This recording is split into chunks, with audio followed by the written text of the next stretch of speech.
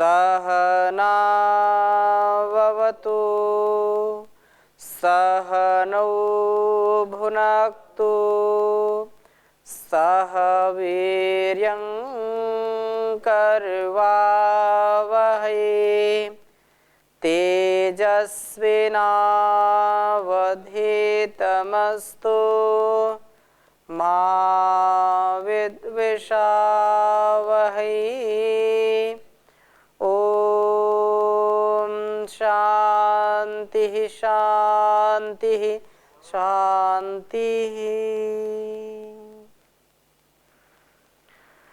वेद स्वाध्याय निरंतर हमारा चल रहा है वैदिक जीवन पद्धति के अनुसार, और वेद स्वाध्याय से हमारे जीवन का जो पथ प्रदर्शन हो रहा है, जो हमारे जीवन के लिए और इस जगत के लिए एक दृष्टि का निर्माण हो रहा है, संस्कार का निर्माण हमारे अंदर हो रहा है, वो अवर्णनीय है।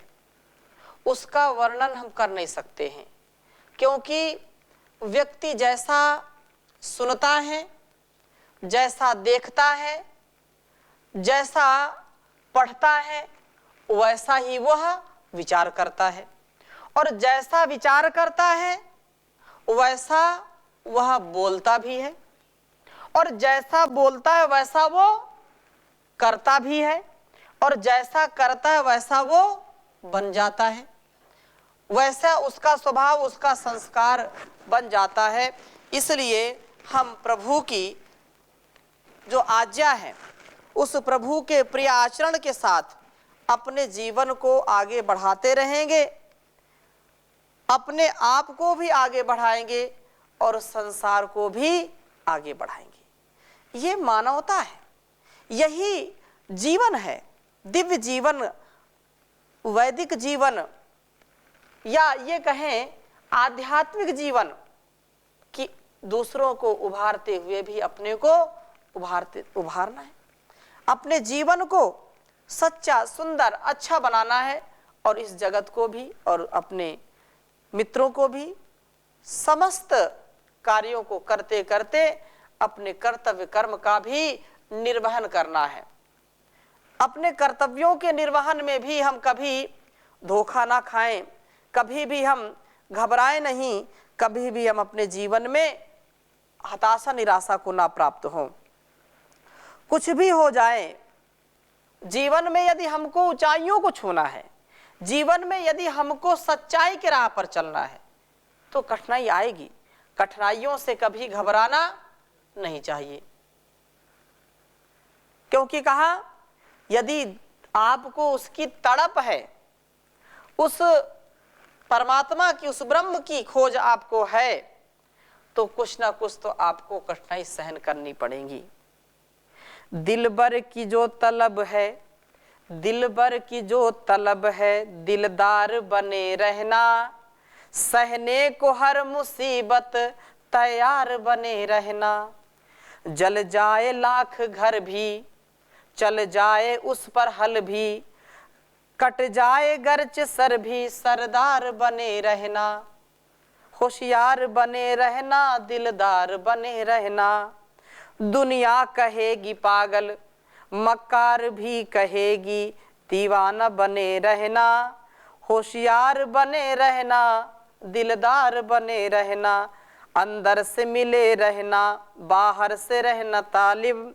सरकार से साकार बने रहना, नाकार बने रहना। दिलबर की जो तलब है, दिलदार बने रहना। सहने को हर मुसीबत तैयार बने रहना, तैयार बने रहना। जीवन में सच्चाई की पथ पर हमको चलना है, वेद के पथ पर चलना है, तो समस्याएं आएगी। उन समस्याओं को कभी भी हमको देख करके, उनका अनुभव करके हम घबराए नहीं, क्योंकि जो घबरा गया, जो डर गया, समझो मर गया, ऐसा कहते हैं। वो परमात्मा डूबते हुए को बचाने वाला है। वह परमात्मा हम सबको सद्गति देने वाला है, सन्मति देने वाला है। जब हम उसकी शरणागति प्राप्त करते हैं तो निश्चित रूप से संसार के बड़े से बड़े तूफान को भी हम जो है बिल्कुल मसल के रख देते हैं। और ऐसा यदि कर पाते हैं तो यही तो पौरुष है। डूबतों को बचा लेने वाले, मेरी नैया है तेरे हवाले। डूबतों को बचा लेने वाले, मेरी नैया है तेरे हवाले। लाख अपनों को मैंने पुकारा, सब के सब कर गए हैं किनारा। और कोई न देता दिखाई, सिर्फ तेरा ही अब तो सहारा। कौन तुझ बिन भंवर से उबारे, मेरी नैया है तेरे हवाले। जिस पे तेरी दया दृष्टि होवे, कैसे उस पे कहीं आँच आवे। जिस समय तू बचाने पे आवे, आग में भी बचा के दिखावे। कहीं पर भी हो, किसी हाल में, किसी काल में, उस परमात्मा की कृपा दृष्टि यदि हमारे ऊपर है तो कोई भी बाल बांका हमारा कर नहीं सकता।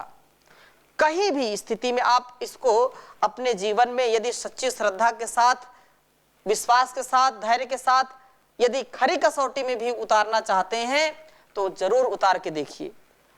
मैं पांचवा जो इसका मंत्र है उस पर हमने पिछली कक्षा में प्रथम मंडल के 67वें सूक्त के तीसरे मंत्र का स्वाध्याय किया था। पांचवा मंत्र बहुत सुंदर है, चौथा भी है।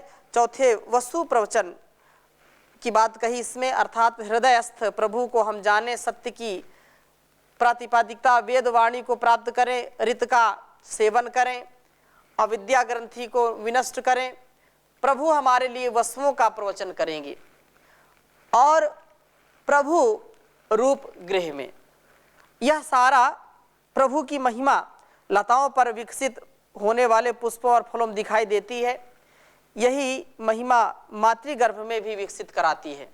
कैसे कैसे जहां हमारा कोई भी ज्ञान परिज्ञान काम नहीं करता, कोई भी विज्ञान काम नहीं करता है, वहां पर भी ईश्वर अपने सामर्थ्य से, अपनी शक्ति से क्या से क्या बना देता है, क्या से क्या कर देता है, हम कभी कल्पना भी नहीं कर सकते हैं।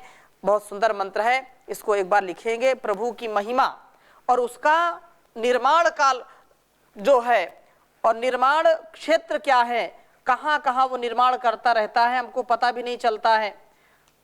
उस संदर्भ में बहुत ही अच्छी बात कही है। वियो ओम, वि यो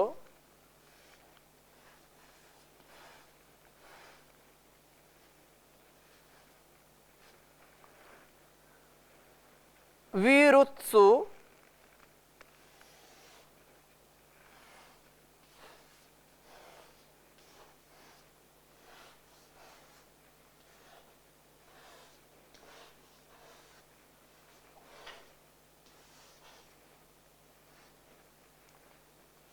विरुत्सु रोधन महित्वोत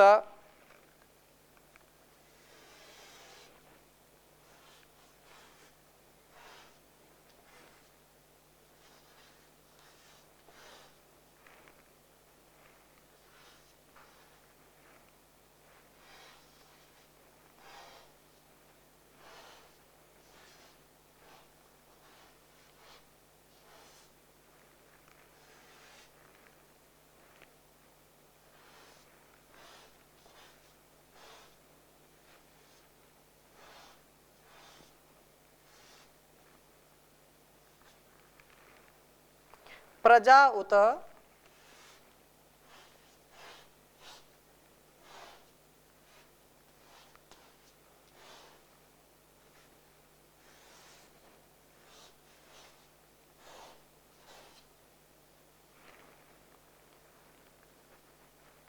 प्रशुष्वन्तः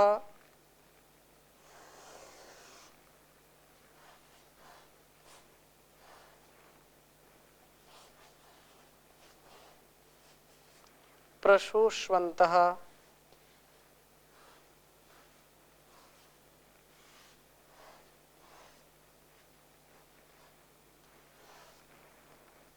चित्तिरपां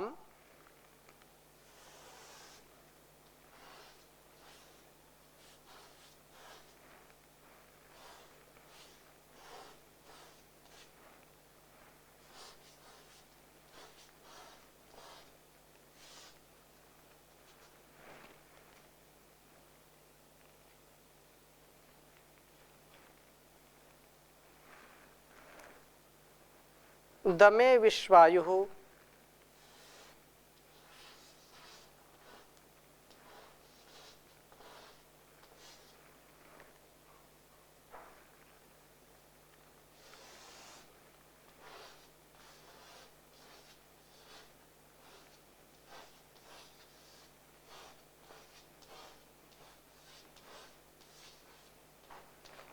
दमे विश्वायुः सद्मेव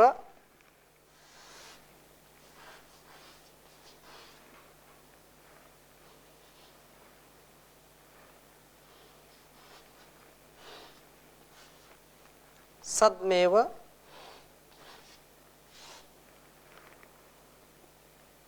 धीराः सम्माय चक्रुः सद्मेव धीराः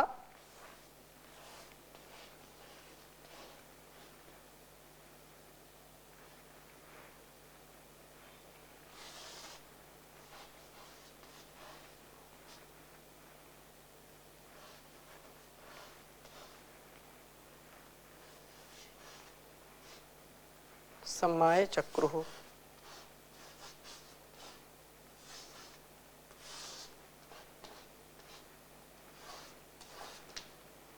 उच्चारण करेंगे। ओम वीयो वीरस्सु रोधन महित्वोत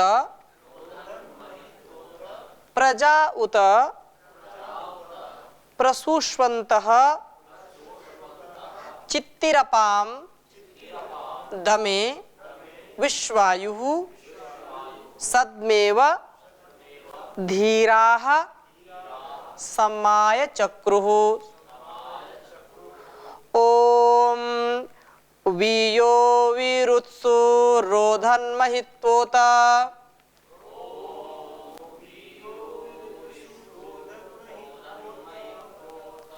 प्रजा उता प्रसूष्वन्तः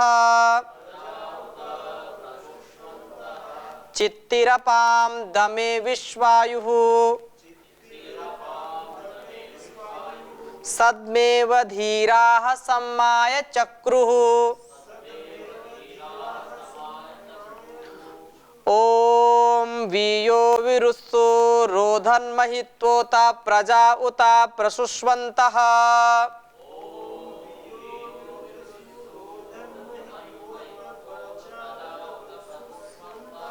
चित्तिरपां दमे विश्वायुः सद्मेव धीराः सम्माय चक्रुः।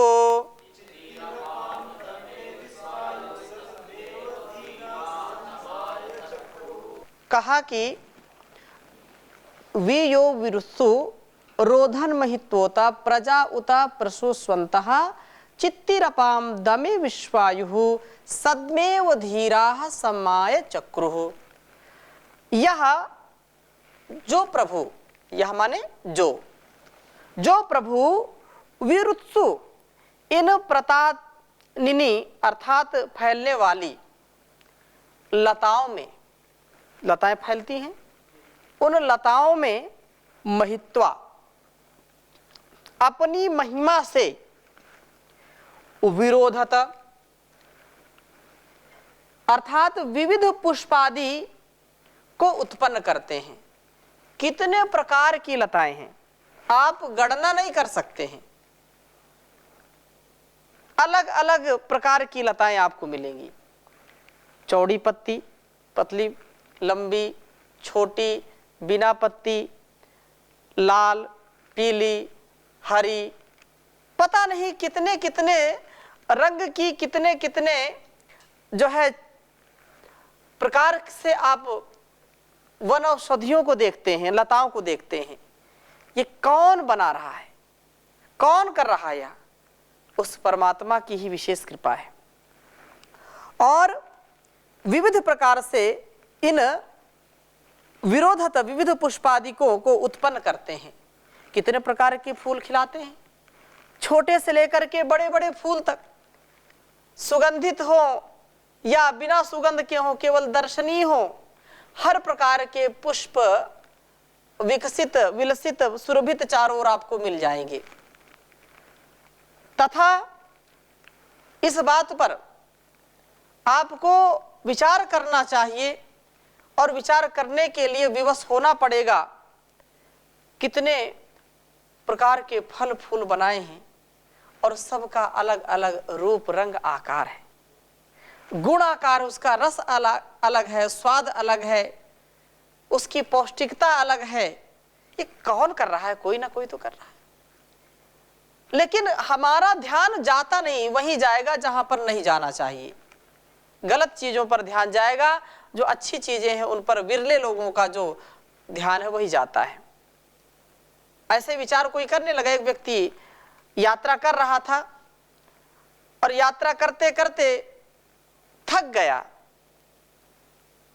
मई जून का समय था। बहुत दूर बाद एक उसको पेड़ मिला। देखा कि बहुत अच्छा वृक्ष है, दूर से दिखाई पड़ा, निकट गया तो बरगद का पेड़ मिला। उसने सोचा थोड़ा सा विश्राम करना चाहिए, फिर आगे चलेंगे। ऐसे लेटा ही था। अब लेटा ऊपर देख रहा है, पत्तियां हैं, फल लगे हुए हैं। मन में ऐसे ही खुराफात आ गई। विचार करने लगा कि भगवान भी जो है ना, इसको थोड़ा सा दिमाग कम है। अगर थोड़ा सा दिमाग और होता तो कितना अच्छा, इसमें कितनी मोटी मोटी डालें हैं, लेकिन फल बिल्कुल छोटे छोटे बना दिया। जो तरबूज खरबूज हैं, कितनी पतली पतली उसकी लताएं होती हैं और बहुत कमजोर होती, नाजुक होती है, उनमें बताओ कितने बड़े बड़े फल लगा दिए। ये भी लगता है उस समय इसने ध्यान नहीं दिया। हाँ, ध्यान नहीं दिया, इसलिए शायद छोटा वो कहीं जो है परिवर्तन हो गया, भूल गया लगता है। बड़े बड़े जो फल थे उनको इसमें लगाना चाहिए था, छोटे छोटे उसमें लगाने चाहिए, लेकिन शायद भूल गया। ऐसा विचार करते करते ही वो निद्रा में चला गया, सो गया। और थोड़ी ही देर में एक फल उसका बरगद का उसकी नाक पर आकर के गिरा। और जैसे ही गिरा उसने समझो कि लगता है कि कोई बड़ा सा पत्थर उसकी नाक में गिर पड़ा, किसी ने पत्थर मार दिया। इतनी तेज उसको पीड़ा हुई और वो तुरंत बैठ गया, होशो हवास में बैठ गया। जो उसका जोश था ठंडा पड़ गया। विचार किया कि मैं क्या सोच रहा था, अगर वो तरबूज इसमें लगा होता, इस बरगद के पेड़ में, यदि जो मैं कल्पना कर रहा था इतना बड़ा तरबूज इसमें लगना चाहिए था, तो आज तो मैं राम नाम सत्य हो जाता मेरा। आज ये चेहरा दिखाने के काबिल नहीं रहता, बचता ही नहीं, चटनी बन जाता बिल्कुल ये चेहरा मेरा। तो कहने का आशय क्या है कि परमात्मा जो कुछ भी बनाता है बहुत ही विचार पूर्वक, ज्ञान पूर्वक उसने सृष्टि की रचना की है। हम उसमें कितना भी कमी निकालें, कोई भी कमी नहीं है। हमारी कमी है, हमारी अल्पज्ञता है, जो हम उसके विज्ञान को नहीं समझ पाते हैं। जो उसके द्वारा रचा ये संसार है, लताओं और फूल फल कलियों को कितना विकसित किया है। तथा अगली बात और क्या कही है, प्रशुषुः अंतः, जो प्रशुष्वंतः अर्थात माताओं में, मातृगर्भों में प्रजा संतानों को प्रकट करते हैं। माता पिता को भी नहीं पता होता कि माँ के गर्भ में क्या है, कौन उसको बना रहा है, क्या क्या बन गया है, कौन निर्माण कर रहा है, उसका रंग कैसा, उसका रूप कैसा है, अब नाक बन गई कि आंख बन गई, कान बन गया, हाथ पेट बन गया, कुछ पता नहीं होता है, लेकिन अंदर संरचना उसकी परमात्मा करता रहता है, बहुत ही फुर्सत में बनाता है। एक एक अंग को, एक भी नस नाड़ी, एक भी कोई अंग प्रत्यंग इधर से उधर नहीं हो सकता है। इसलिए संतानों को प्रकट करते हैं आप, और जो प्रभु अपाम आपो नरा इति प्रोक्ता, प्रजाओं के लिए चित्त ही जान देने वाला है। सर्गारंभ में प्रभु ही तो जान देने वाले हैं। सा एषा पूर्वेशाम अपि गुरु काले नानवच्छेदात, वे गुरुओं के भी गुरु हैं। अजर अमर अविनाशी कण कण में व्यापक है, अजर अमर अविनाशी कण कण में व्यापक है, सबसे पहला उपदेशक और अध्यापक है। गुरुओं का भी गुरु है ईश्वर, हो गुरुओं का भी गुरु है ईश्वर, ऋषियों ने फरमाया कौन कहे तेरी महिमा, कौन कहे तेरी माया। किसी ने है परमेश्वर तेरा अंत कहीं ना पाया, कौन कहे तेरी महिमा, कौन कहे तेरी माया। तो उसकी महिमा और उसकी माया को कोई गा नहीं सकता, उसका गुणगान पूरा पूरा कोई नहीं कर सकता है।